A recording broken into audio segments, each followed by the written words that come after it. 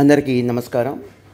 April 2, 2024 జరిగినటువంటి ఒక counselling session దాన్ని మీ అందరితో షేర్ చేసుకుంటున్నాను. ఒక ఎగ్జిస్టింగ్ పేరెంట్ ఒక న్యూ అడ్మిషన్ని తీసుకురావడం జరిగింది. ఒక ఎగ్జిస్టింగ్ పేరెంట్ వాళ్ళ నైబర్ ఒక సన్ని తీసుకురావడం జరిగింది. వాళ్ళ నైబర్ వాళ్ళ అబ్బాయిని తీసుకురావడం జరిగింది అడ్మిషన్ కోసం. So 10th class exams complete అయిపోయినాయి. Eagerly waiting for the results to come. So తను స్టూడెంట్కి నాతో మాట్లాడాడు, పేరెంట్ కూడా నాతో మాట్లాడాడు. నన్ను క్వశ్చన్ అడగటం జరిగింది, సార్ మీరు ఏ కోర్సు సజెస్ట్ చేస్తారు అని. నేను అడిగిన ఫస్ట్ క్వశ్చన్ ఏంటంటే తనకి ఏ కోర్స్ ఇష్టం. సో మనం సజెస్ట్ చేయడం కాదు, తనకి ఇష్టమైన కోర్స్ కనుక తన జాయిన్ చేస్తే తను ఎక్సెల్ అవుతాడు. సెకండ్ థింగ్,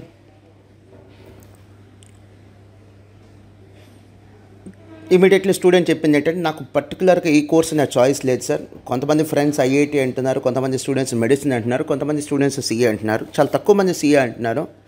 సో డైలమా, నాకు సిఏ జాయిన్ అవ్వాలని లేదు, ఐఐటి జాయిన్ అవ్వాలని లేదు, మెడిసిన్ జాయిన్ అవ్వాలని లేదు అన్నాడు. అంటే ఏం చదవా అన్న. అదేం లేదు సార్, పర్టికులర్గా ఇదే చదవాలి అని నాకు చాయిస్ అంటూ ఏం లేదు, ఇదే చదవాలి ఇదే అని ఒక డెసిషన్ అంటూ ఏం లేదు అని అన్నాడు. సో అలాంటప్పుడు ఒక పని చేయమ్మా, నువ్వు క్లాస్లో నీ పర్ఫార్మెన్స్, నీ 10th క్లాస్లో నీ పర్ఫార్మెన్స్ నువ్వు స్లో లర్నరా, యావరేజా, అబవ్ యావరేజా, టాపరా అని అడిగాను నేను. సో నేను అబవ్ యావరేజ్ సార్ అన్నాడు. నేను వెంటనే చెప్పాను, అలాంటప్పుడు ఇక చాయిస్ ఏం లేదమ్మా, నువ్వు సిఏ లాంటి కోర్స్కి వెళ్ళటమే.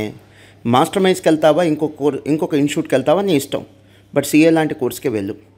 ఇప్పుడు నువ్వు క్లాస్లో టాప్ 3లో ఉంటావు, లేదా మీ స్కూల్లో టాప్ 3లో ఉంటావు, లేదా టాప్ 5లో ఉంటావు. అలాంటప్పుడు నువ్వు ఐఐటి కానీ మెడిసిన్ కానీ ఒక రిస్క్ తీసుకున్నా తప్పేం లేదు. జాయిన్ అయినా అక్కడ పాస్ అవుతావని గ్యారంటీ ఏం లేదు, బట్ రిస్క్ తీసుకోవడంలో అర్థం ఉంది. ఎందుకంటే నువ్వు టాపర్, ఒక రిస్క్ తీసుకోవడంలో అర్థం ఉంది. నీకు కెపాసిటీ ఉంది కాబట్టి రిస్క్ తీసుకోవచ్చు.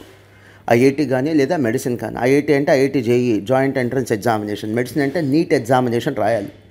బట్ నువ్వు అబోవ్ యావరేజ్ అయ్యి ఉండి అలాంటి కోర్సులో జాయిన్ అవ్వటం అంటే నీ లైఫ్ని నువ్వు రిస్క్లో పెట్టుకోవటమే. అది సాధ్యమయ్యేది కూడా కాదు, రీచ్ అయ్యేది కూడా కాదు ఆ గోల్. ఎందుకంటే అక్కడ పాస్ అయితే చాలదు, కట్ ఆఫ్ మార్క్స్ వస్తే సరిపోదు, కట్ ఆఫ్ మార్క్స్ సరిపోదు, ర్యాంక్ రావాలి. ఆ ర్యాంక్ రావటం అంత ఈజీ ఏం కాదు. ఇప్పుడు చిన్న example, near about 12 lakhs students IIT JEE exam రాస్తుంటే ఒక 13,000 సీట్స్ ఉన్నాయి. అంటే ప్రతి 100 మందిలో ఒకరికే ఛాన్స్ ఉంది అక్కడ. Near about 21 lakhs students NEET examination రాస్తుంటే 1 lakh స్టూడెంట్స్కే సీట్స్ ఉన్నాయి అక్కడ. సో ఆ రిస్క్ తీసుకునే అవకాశం లేదు. నువ్వు క్లాస్లో టాపరో లేకపోతే స్కూల్లో టాపరో కాదు కదా. అలాంటప్పుడు నువ్వు అబవ్ యావరేజ్ అన్నప్పుడు నువ్వేం చేయొచ్చు అంటే సిఏ లేదా సిఎంఎల్ లాంటి కోర్సు. సిఏ కొద్దిగా కష్టం అనుకుంటే సిఎంఎల్ లాంటి కోర్సు. రెండు చాలా మంచి కోర్సులే. కామర్స్లో రెండు కూడా ప్రీమియం కోర్సెస్, రెండు కూడా టాప్ కోర్సెస్. ఈ రెండిట్లో ఏదో ఒకటి నువ్వు ప్లాన్ చేసుకోమ్మా. సపోజ్ నువ్వు అబవ్ యావరేజ్ కూడా కాదు, యావరేజ్ లేదా స్లో లర్నర్, అలాంటప్పుడు నువ్వు ఒక డిగ్రీ అంటే బీకామ్ కానీ, బీబీఏ కానీ, బీఎస్సీ కానీ, లేదా బీటెక్ ఇలాంటి కోర్సులు చేసినా తప్పేం లేదు. కానీ నువ్వు అబవ్ యావరేజ్ అంటున్నావు కాబట్టి కొద్ది కష్టం. ఈ బీకామ్ కంటే బీటెక్ కంటే డెఫినెట్లీ సిఏ కోర్స్ కష్టమే. ఇవి బీకామ్ అంత ఈజీ కాదు, బీటెక్ అంత ఈజీ ఏం కాదు. డెఫినెట్లీ సిఏ లేదా సిఎంఏ కోర్సు బీకామ్ బీటెక్ అంటే కష్టమే. ఇలాంటి కష్టమైన కోర్సులు చేసే అవకాశం నీకు ఉందమ్మా అన్నాను. సింపుల్గా చెప్పాలంటే నేను బాబుకు చెప్పింది ఏంటంటే, స్టూడెంట్కి చెప్పింది ఏంటంటే, నీ కెపాసిటీని బట్టి కోర్స్ సెలెక్ట్ చేసుకో. Since you don't have any special interest. నేను ఐఐటీనే చదవాలి, మెడిసినే చదవాలని స్పెషల్ ఇంట్రెస్ట్ ఏం లేదు కాబట్టి నీ కెపాసిటీని బట్టి కోర్స్ సెలెక్ట్ చేసుకో. ఫర్ ఎగ్జాంపుల్, ఒక థియేటర్కి వెళ్ళాం, Telugu movie, Tamil movie, Kannada movie ఉంది. తమిళ్ కన్నడ నాకు రాదు, కింద సబ్ టైటిల్స్ కూడా లేవు. అలాంటప్పుడు ఏ మూవీ సెలెక్ట్ చేసుకొని వెళ్ళాలి మనం?